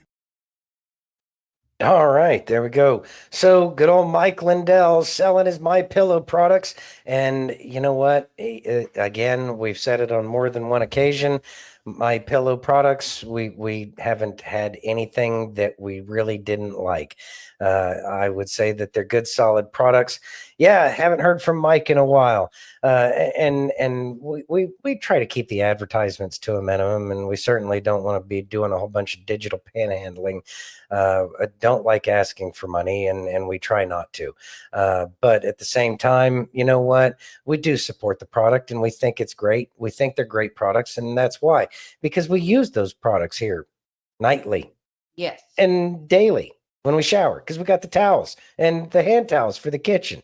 You know, we're kind of MyPillowed out around here, and I am truly happy with those products because they are long lasting. Mm-hmm. Yeah, the sheets. Yeah, I mean it's all good. It's all good. It really is. You ready? Yeah. Let's listen. All righty. The Bible says in Isaiah 43:18, forget the former things, do not dwell on the past. We all have things in our past we wish we could change, mistakes we made, opportunities we missed, people we hurt or who hurt us. But here's the reality. You can't go back. You can't relive yesterday no matter how much you want to. But you can choose what you do today. You can start fresh right where you are. God is not asking you to pretend the past didn't happen. He's asking you not to let it define you. He's saying, move forward. Trust me, I'm not done with you. Maybe right now you're uncertain. You're not sure which way to go. And that's okay, because you don't have to have it all figured out. You just need to take one step at a time. Faith isn't about having a perfect map. It's about trusting that God knows the way, even when you don't.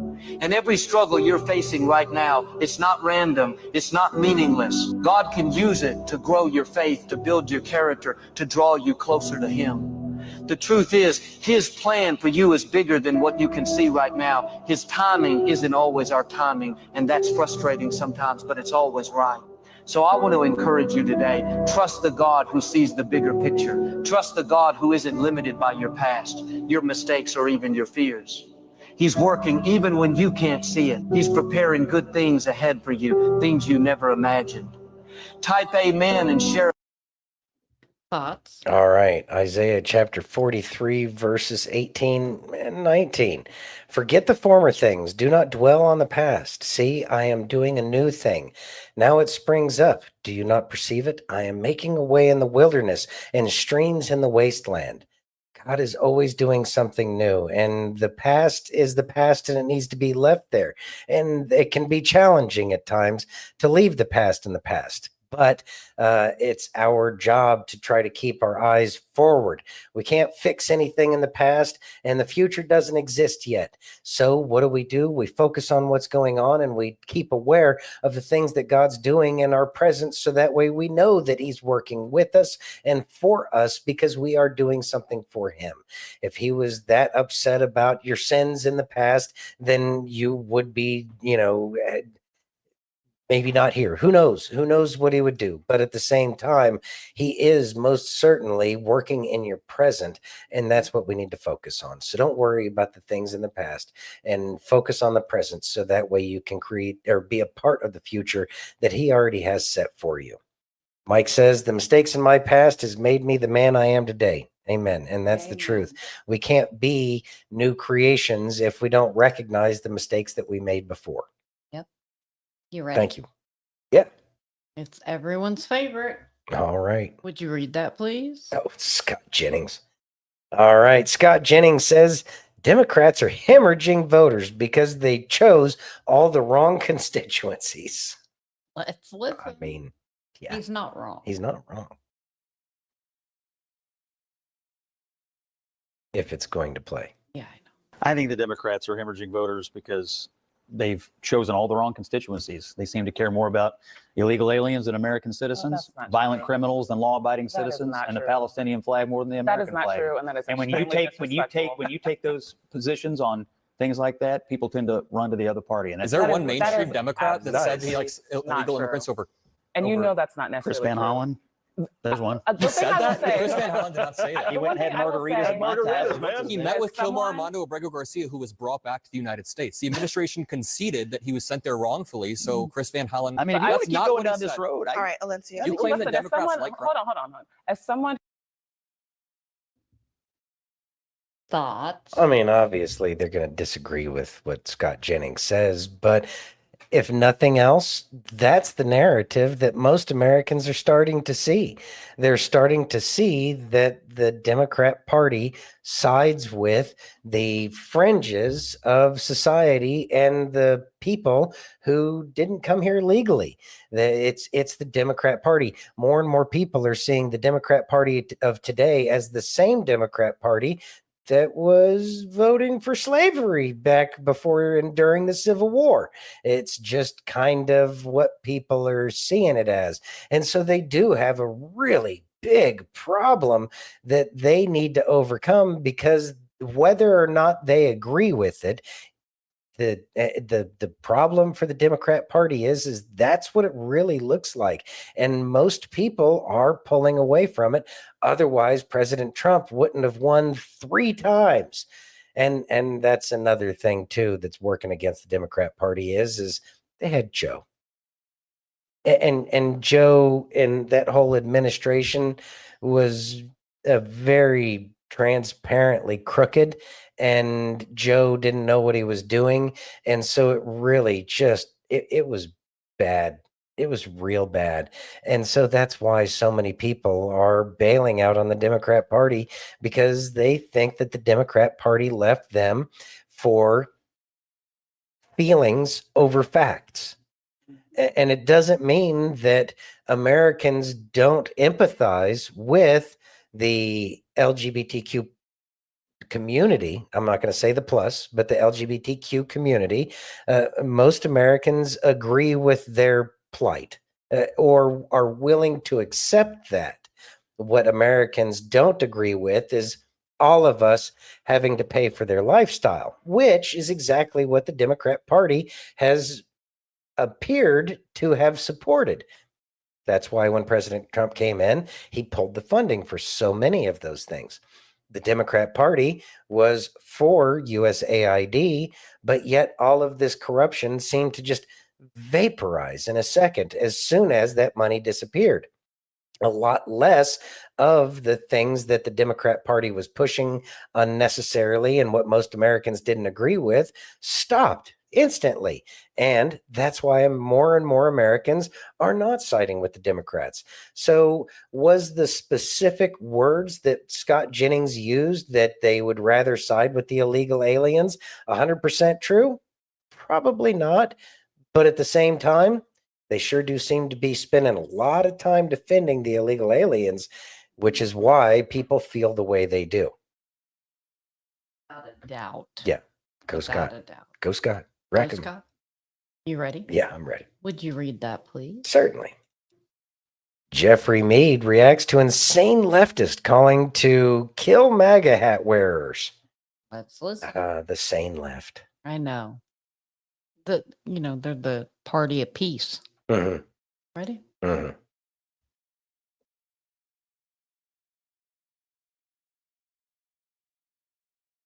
All right. Well, it'll start at some point in time. Do you need to refresh it or something? I mean, you don't know. All right, so we're going to try this again. And What is going on with our internet? I don't know.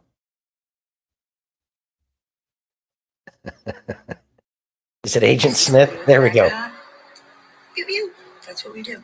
That's the way. It's the only way. Let's take this back to the beginning. Okay, guys. So I would like to start a new movement called CMAGA. MAGA. Because people like that respond to fear and terror and aggression, not logic and empathy and, I don't know, intelligence. It doesn't work for them. So fear works. So if we all get our guns and use our Second Amendment right and our common sense, at this point, this administration is begging us to rise up and revolt. And you see somebody with a MAGA hat? Pew pew. That's what we do. That's the way. It's the only way.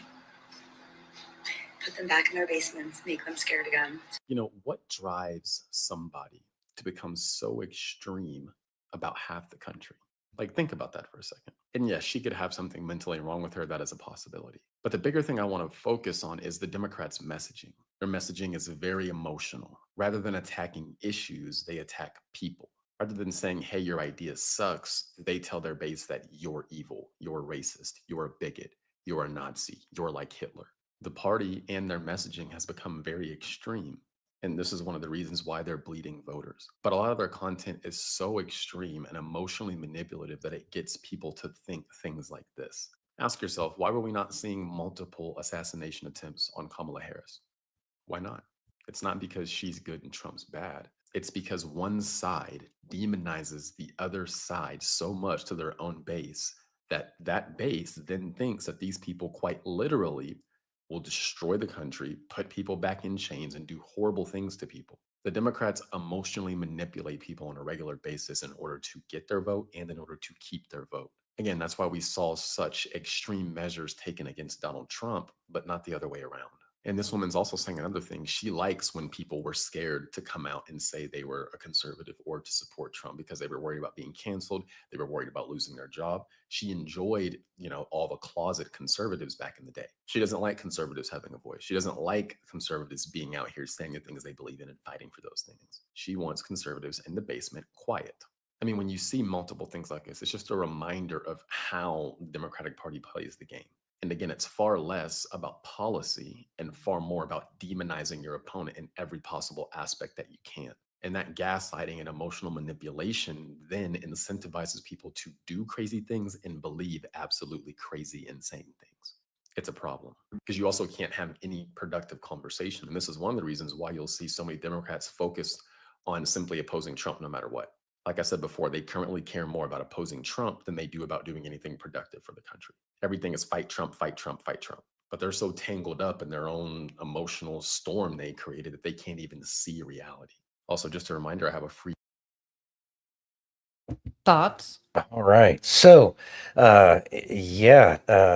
squeezing her shoulders together to highlight her assets, took away from her five head, which certainly helped take away from her lack of any kind of anything that sounded like a rational kind of point of view, because all she did was make accusations without covering any points whatsoever. If she was actually going over various bullet points that she disagreed with, things other than just the same old orange man bad kind of trope. Oh, you wear a red hat. Oh, pew pew kind of thing. It's like, what? How is that going to be helpful?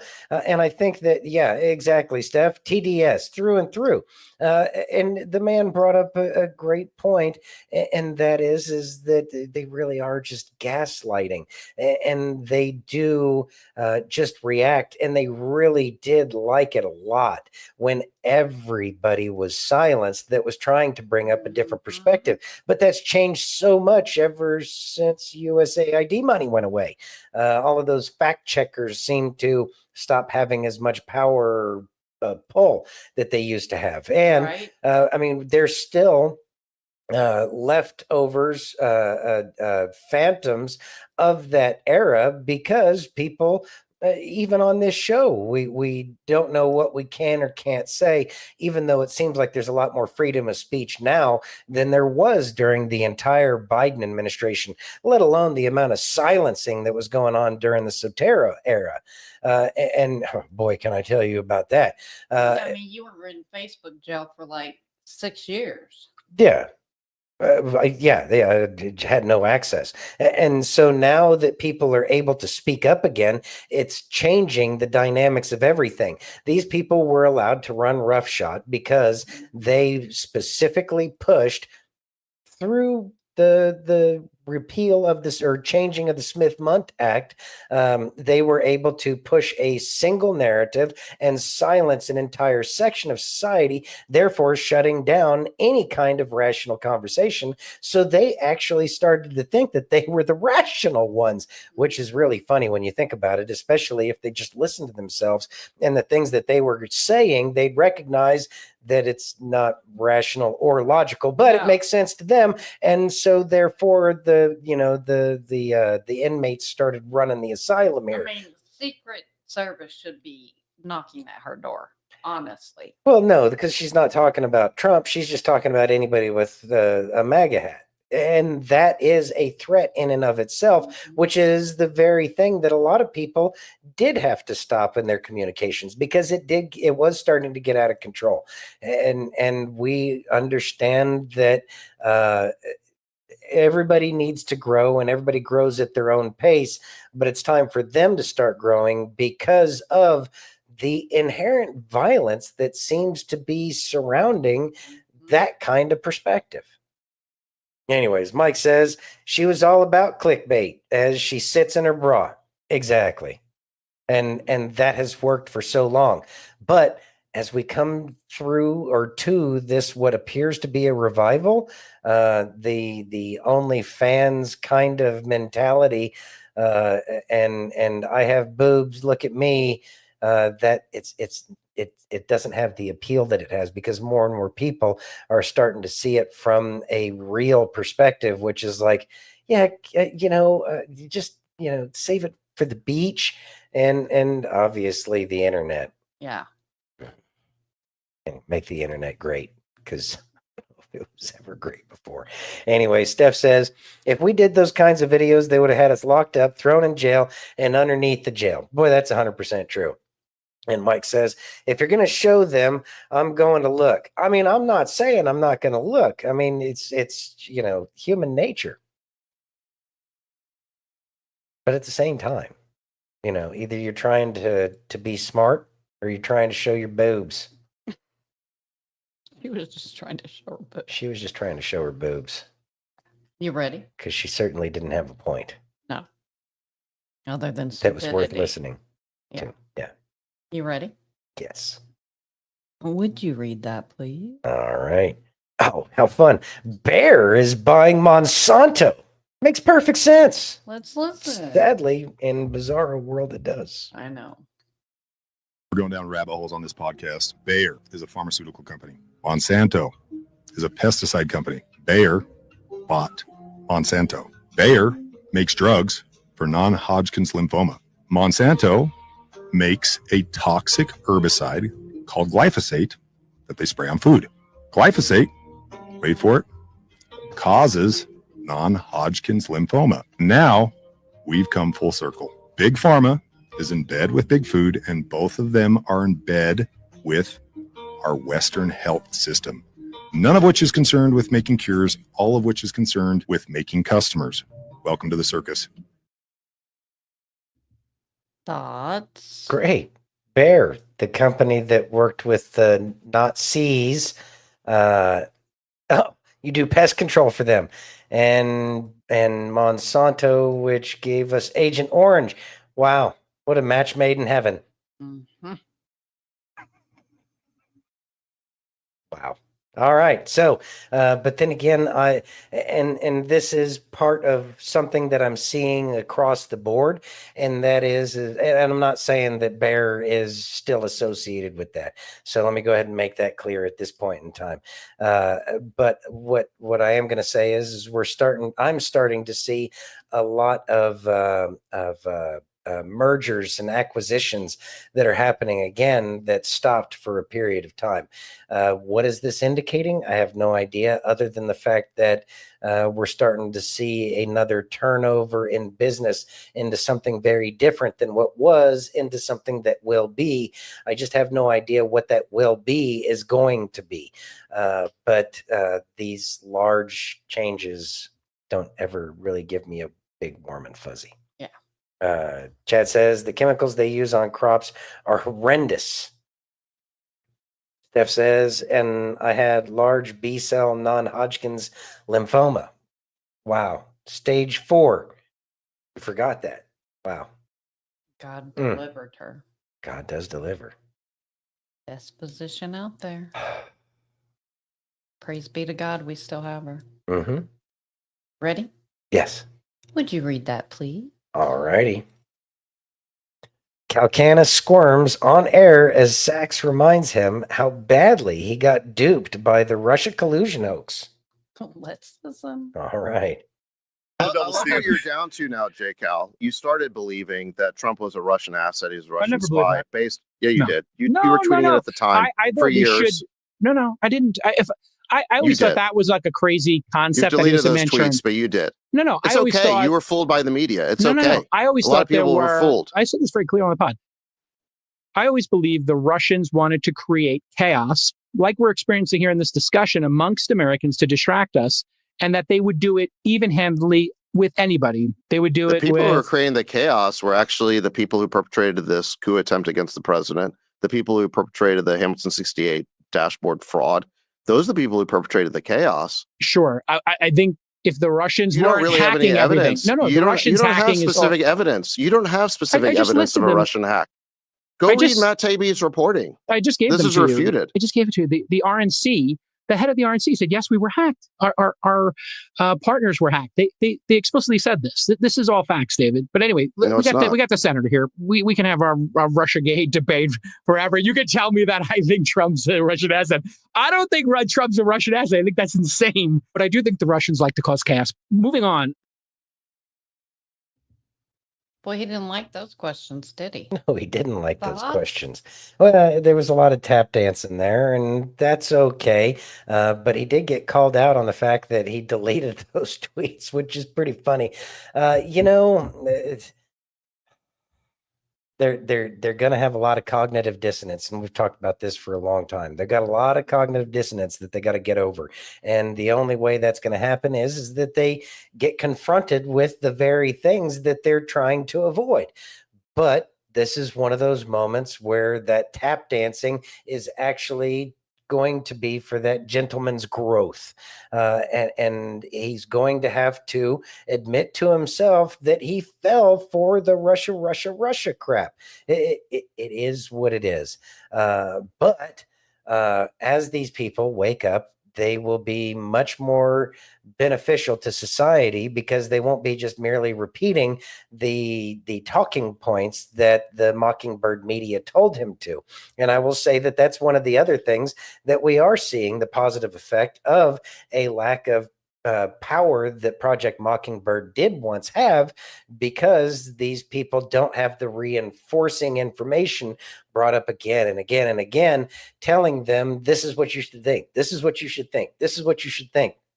Now they're actually being given the opportunity with which to consider the information without all of the, really, in the end, MK Ultra kind of mind control. Mm-hmm. Yeah. You ready? Mm-hmm. Would you read that, please? Of course. Did you get backwards? All right. Intelligence community used PSYOP playbook on American people to get Trump. Let's listen. Surprise. Surprise. You want to talk about an insurrection? This is an insurrection against the American people. that was thwarted at multiple times. I sat across from an intelligence agent, now retired, very senior. He looked me in the eye and said, the truth of the matter is we took the playbook for psychological operations and information warfare that we would use against our enemies, and we turned it against the American people to undo the 2016 election and to make sure they didn't elect Donald Trump in 2020. Now, that is a senior intelligence officer with more than 30 years of experience, a patriot who served in some of the most dangerous parts of the world. And he understood that the tactics of making something fake look real were ripped right out of our intelligence communities. Our intelligence agencies not only harmed Donald Trump, they were harming the American public, the national security interests of the American public. Thoughts? All right, so this is something we've talked about on many occasions, and that is that a psychological operation was happening against the American people to prevent President Trump from becoming president. Now this information, again, drip, drip, drip, drip, flood. This is more of that drip, getting people ready for the information to come out that an operation was conducted by people within our government against the people of the United States, against the citizens, which is not only illegal, but really a war crime. It's something where they attacked the American people using the resources of the American government. And if there was ever a case that can be made once all of this comes out, that government must be smaller, because this is what happens with large, bloated, overfunded governments.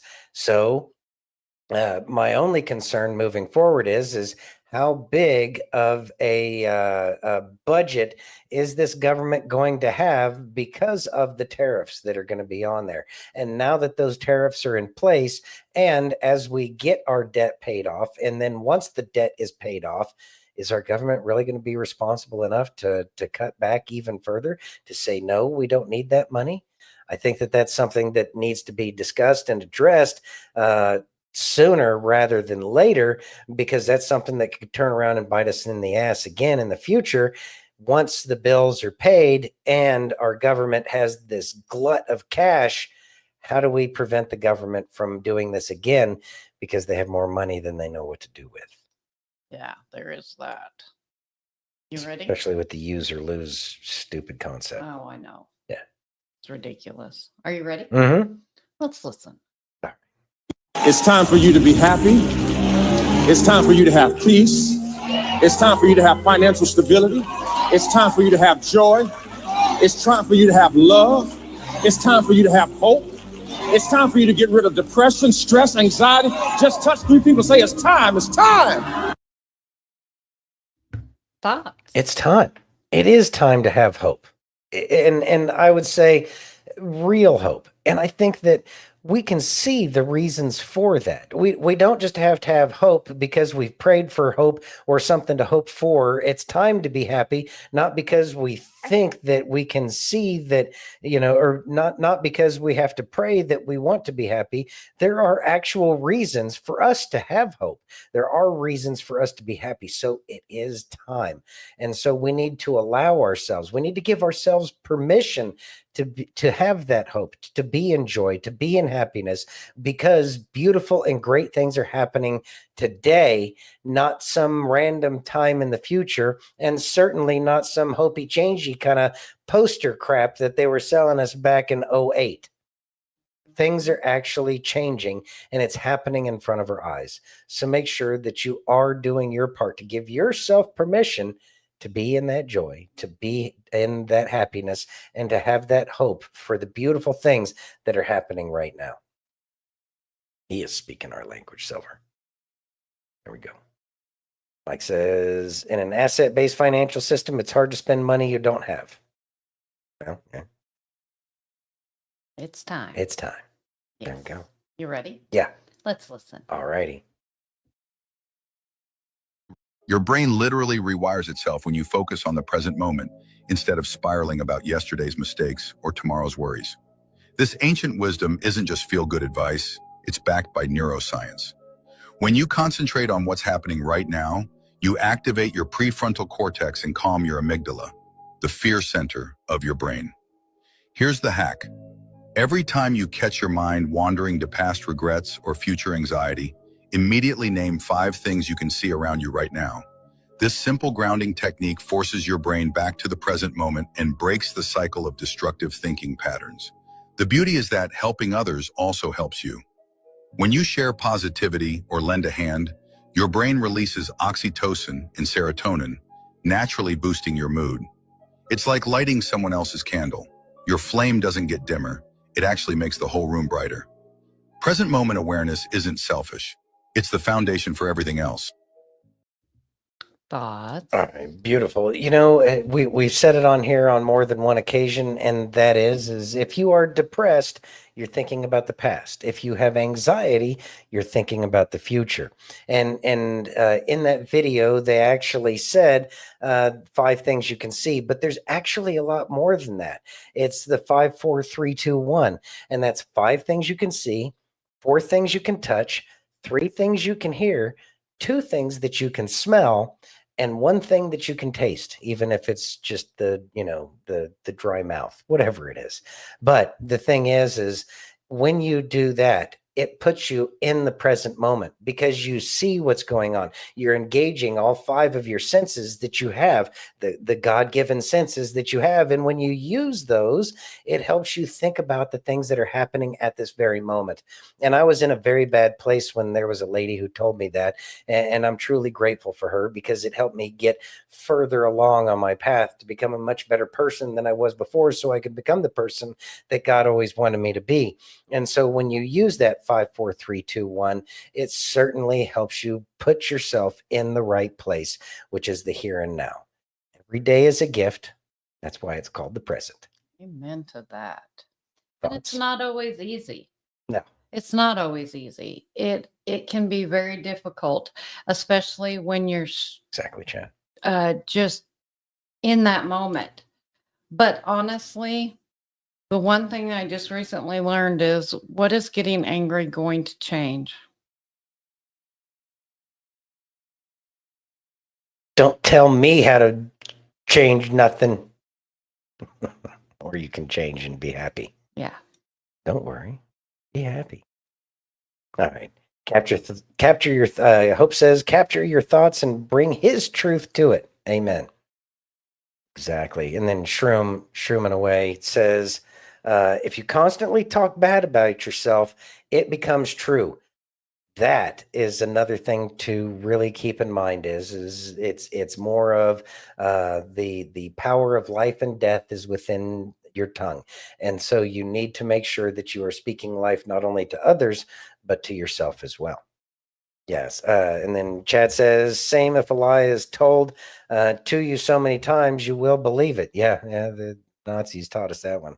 Mm-hmm. I mean, yeah, they learned a lot about how to destroy humanity, didn't they? They did. Anyways. All right. Well, let's keep it on a positive note.